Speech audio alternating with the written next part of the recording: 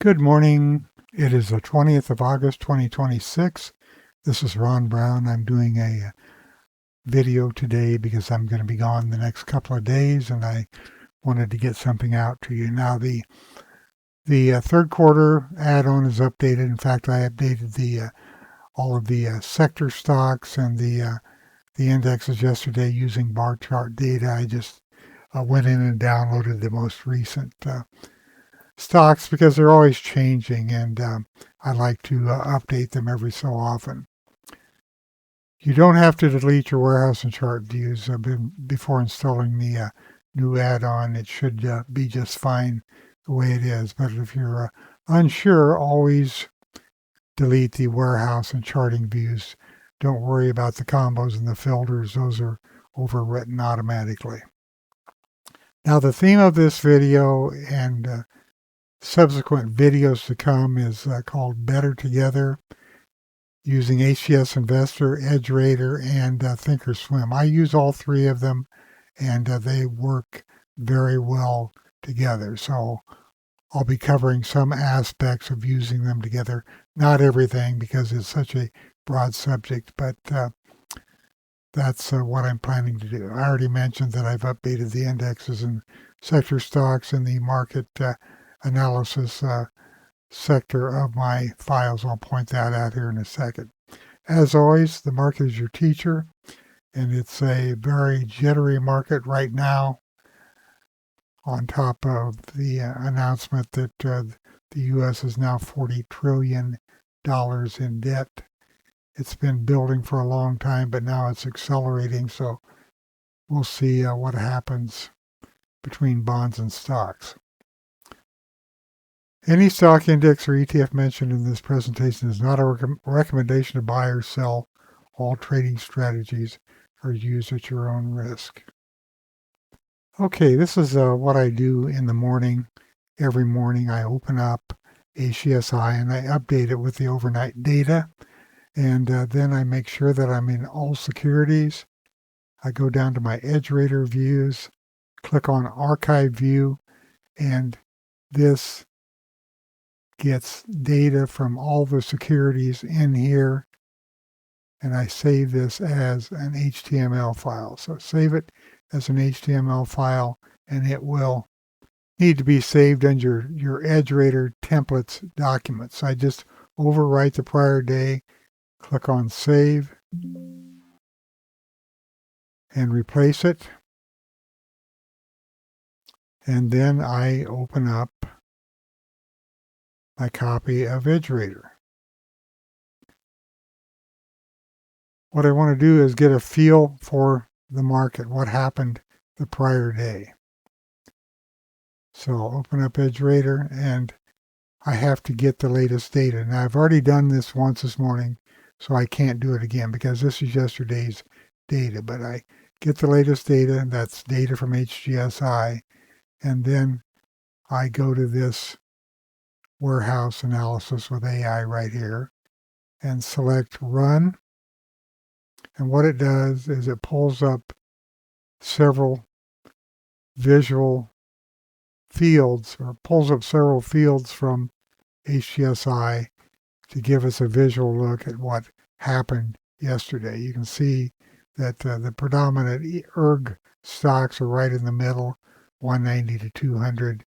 You can see the EPS ranked stocks. It just lets us get a feel for what these numbers are and how they shift over time. Now, all of these are associated with or attached to the stocks. So if I click on HGS boxes, it tells me how many boxes are box 1 stocks.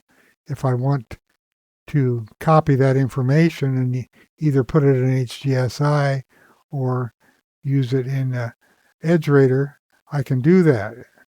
So I just click on the first one, scroll down. These are all HGS box 1 stocks.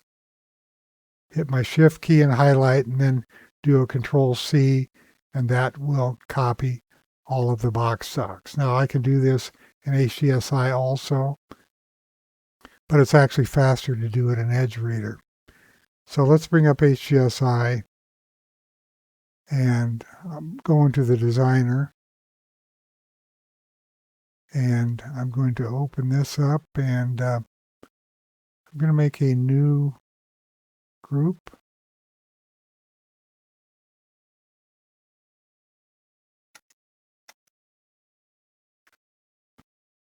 Box 1 stocks, and then I'm going to paste the list, and you can see that they're all there. I just canceled that. There's 192 box 1 stocks, which means these stocks have consistent earnings growth. If I click on OK, and I'm going to generate an index. This is one of the strengths of HGSI, generating indexes. So what this will give me is a box 1 index. Now you can see nothing's showing over here, so I have to go remove the filter, click on Shift, and now here are the 193 securities. I'm going to transfer this to the warehouse view. Now I'm going to get out of archive view and go up to my number 1 folder here, my scorecard. This is my basic scorecard. All of these stocks are assigned to industry groups. So these are box 1 stocks, and let's just get a quick read on what sectors these stocks belong to. You can see that it is dominated by technology stocks. Now, I don't want to take this any further right now. We can get bogged down, and I could show you a lot of things, but I want to get back to why the HGSI, EdgeRater, and TOS are better together. So let's go back here to EdgeRater, and I'm going to get out of here and go back to the dashboard. This is called the dashboard. You can see all of these fields from HGSI that are showing here. Trends, volume, spread, close. So we get a picture of the market with these HGSI indicators. Now, the second thing I do after I take a look at these is I do an AI analysis, and it's requesting the AI analysis. It says it may take up to 2 minutes. I don't think I've ever seen it take 2 minutes. So this is from August 19th, or yesterday. Now, you can just read it right here, but what I like to do is click on this box, do a Control-C, and then I open up Microsoft Word.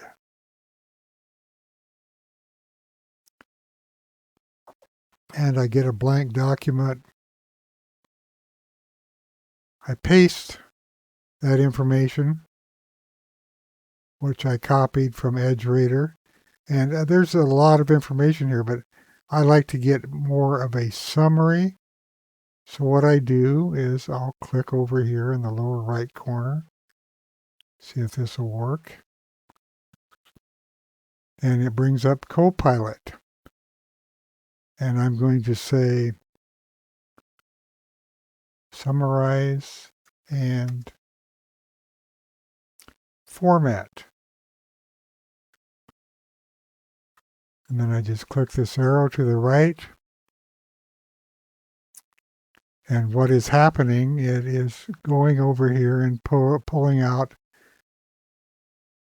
a more concise version of what the AI from EdgeRater gives us. Now, this is all based on data that Chris has been collecting for years from that warehouse view in HGSI. So you can see it's going through, and it's formatting, and it's arranging it so it's more readable to me.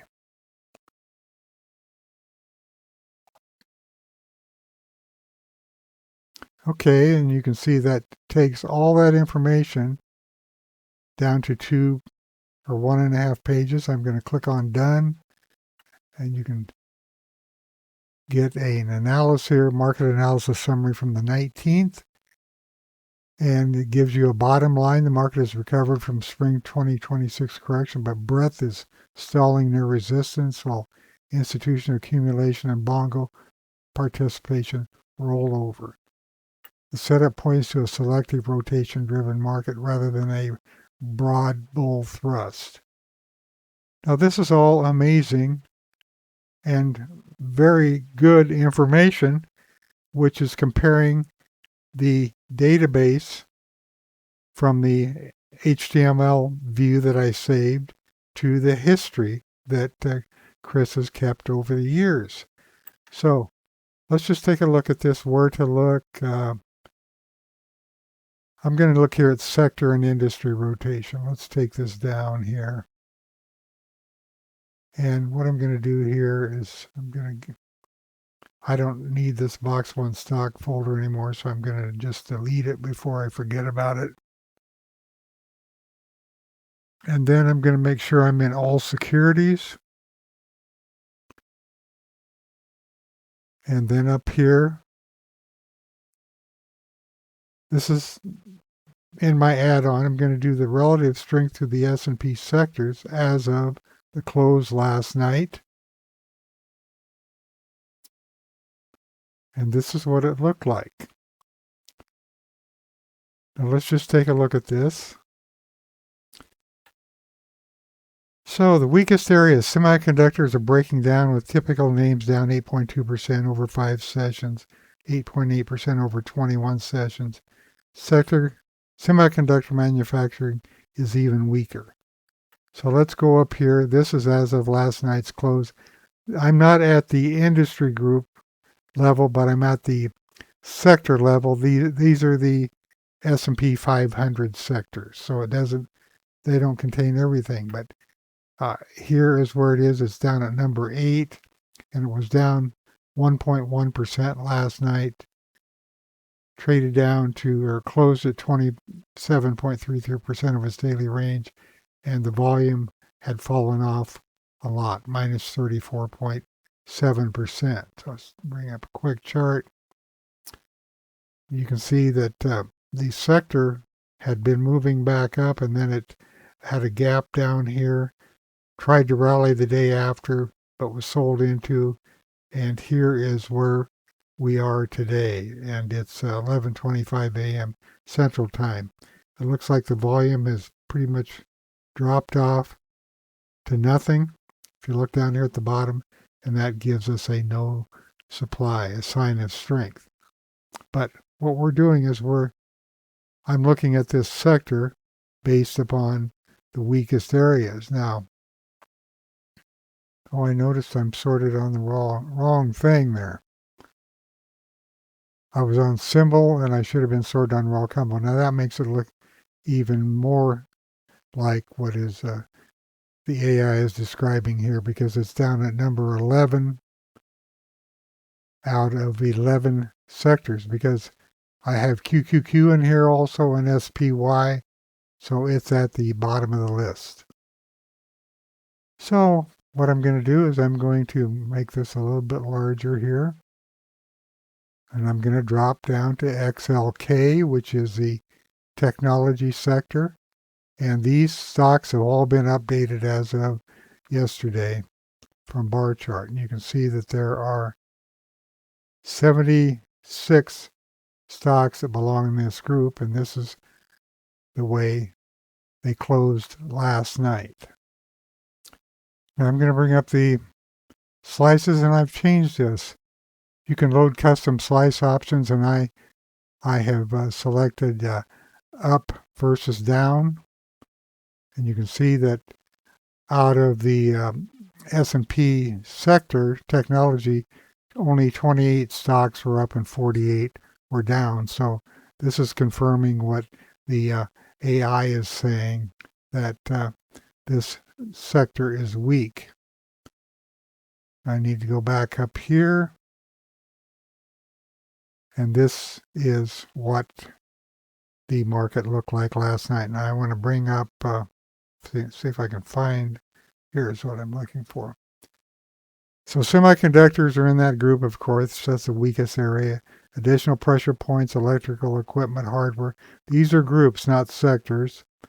Leadership areas, healthcare, biotech, precious metals. Let's see. Healthcare is up here at number 2. There was big news from Moderna yesterday, which shot this sector way up, as you can see. But this here, this information presented to us tells us that healthcare was one of the leading stocks, and biotech, which is in the healthcare sector, and so on. In fact, if you look down here, leadership areas, healthcare, biotech, healthcare services, all in that sector, and then precious metals and fundamentals remain constructive. Elite boxes 1 to 4 at the full archive, and regime P90. I'm not sure what the regime P90 means, but anyway, it's just a nice summary in a page and a half. And where do we look? Aggressive accounts focus on healthcare, biotech, healthcare services, precious metals, and so on. Then moderate accounts and conservative accounts. Let's go over here and see what Copilot did for me. It says I summarized and reformatted the market analysis into a cleaner, shorter structure. Notice it's human-like. I summarize. A clear title and bottom line summary, organized sections, and so on. So it's just the way I like to look at it. You can read the whole thing if you want to, but I'm just looking for a quick summary. The combination of EdgeRater with its AI and the AI using Copilot just puts it in a nice compact form, which is readable and gives a good account of where the market stands. Now that's yesterday's news, so let's see where the market stands today. To do that, all you have to do is go back to my views here. This is end of day relative strength, and go down to intraday. So I click on that. Now using TOS as the driver, sorted on wall combo, you can see that there has been a pretty dramatic shift as far as where the leaders are in real estate. XLRE is on top today. Now let's go down here and look at the healthcare sector. You can see the Wyckoff Fields high, wide, and very high yesterday at the close. It crossed over 11 days ago. The VPOC crossed over 20 days ago. So it said the strength was in the healthcare sector, and it has been, but today it's down a little bit. So let's go down, XLV, and this will take us directly to the stocks. Now this is a pretty large group of stocks, and you can see they're all health related. Okay, I want to go back and look at the chart of this. Intraday, healthcare, and you can see the gap up yesterday primarily because of Moderna and Merck, and now there's an inside day on the candle. So this was just a ridiculous move as far as Moderna, and so now I want to go back down and look at the XLV again, and let's locate Moderna. I'll just do a symbol sort right here, and you can see that this was over enthusiastic to say the least. It gapped open up here to 120, got as high as looks like around 178, and then it opened as an inside day, and now it's trading down for the day. So this candle indicates shorts getting caught, and the FOMO crowd, fear of missing out. So they paid up, and now if they bought in this area anywhere above here, they're underwater on this stock. Now I'm showing you the HGSI side of things right now. You can do a lot of scanning in EdgeRater. In fact, Chris has all kinds of scans in there, but I'm so used to using HGSI after all these years that it gives me the data I want to see. But like I showed earlier, you can do scans in EdgeRater and transfer the results over to HGSI or vice versa. You could do it in HGSI and transfer them over to EdgeRater. And of course, the role that thinkorswim plays is it updates the charts every 5 minutes automatically. So it is the data center plus it's a trading platform. I don't see any need for any other software other than these 3 packages, but that's my personal opinion, of course. Okay, let's take a look at this. Here's a stock I'm not familiar with, our VTY. Volume yesterday was above average, wide, closed in the middle. It crossed over yesterday on both the 3.6 and the VPOC. It's got a relative strength rank of 88. 5-day, it's outperformed the S&P by 2%, by 4% over 10 days. So it must be trending up. It had a 1% gap to the downside this morning at the open. It's now trading at 96.79% of its daily range on slightly below average volume. So let's bring it up. You can see that's in healthcare, facilities, and services. And it is in a strong upward trend. If you look here, you can see these trends are all up. Hasn't had a BPA flag since this test. There was a little shakeout here, but if I put my crosshair on, you can see that it was a low volume shakeout. It just reversed for 1 day, went from a white candle to a black candle, and then reversed later, or again. Let's have a little fun with this. Let's do, I'm going to do a snag it. And give us a larger picture here. Get rid of the crosshair. See if I can do this.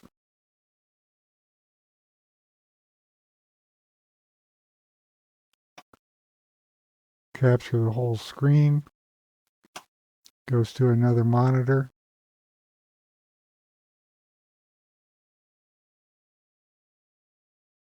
And now I'm going to do a copy all. Let's go back to Copilot.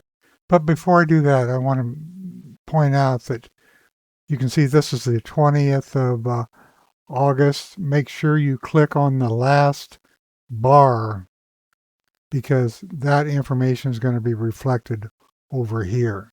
So you want the most current information. So I'm going to copy all, get this out of the way, and I'm going to go to Copilot, and I'm going to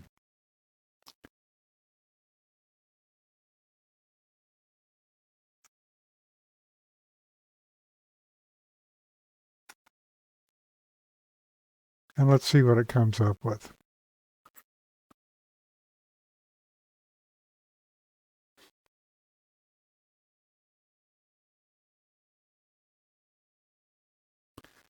Okay, core takeaway. Our VTY is showing constructive bullish VPA, rising price on moderate volume, multiple strength signals, and a tight range consolidation. Breakout attempt. The move is legitimate, but not yet a high-powered breakout because volume is not expanding. And then it goes through price behavior. It's a steady upward drift, not a blowout move. The candle structure shows higher lows, multiple green candles, no supply spikes, no distribution bars. and it gives you volume information. VPA signals visible on chart. Green optimism markers demand stepping in on an up bar.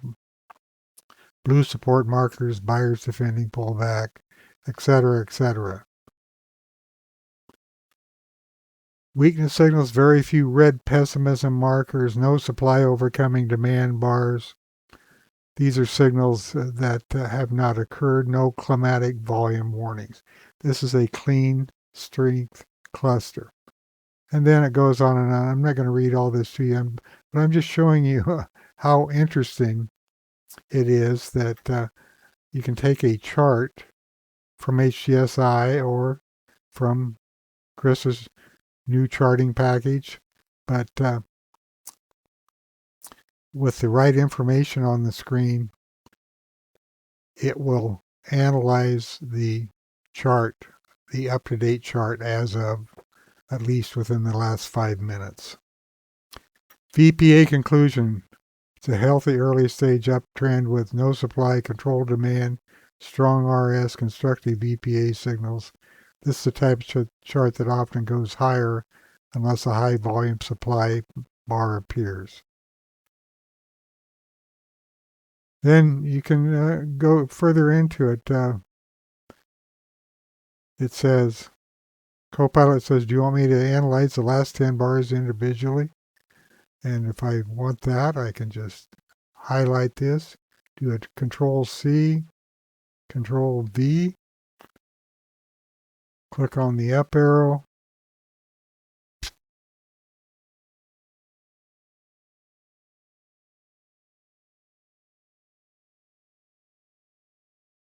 and you can see what it says.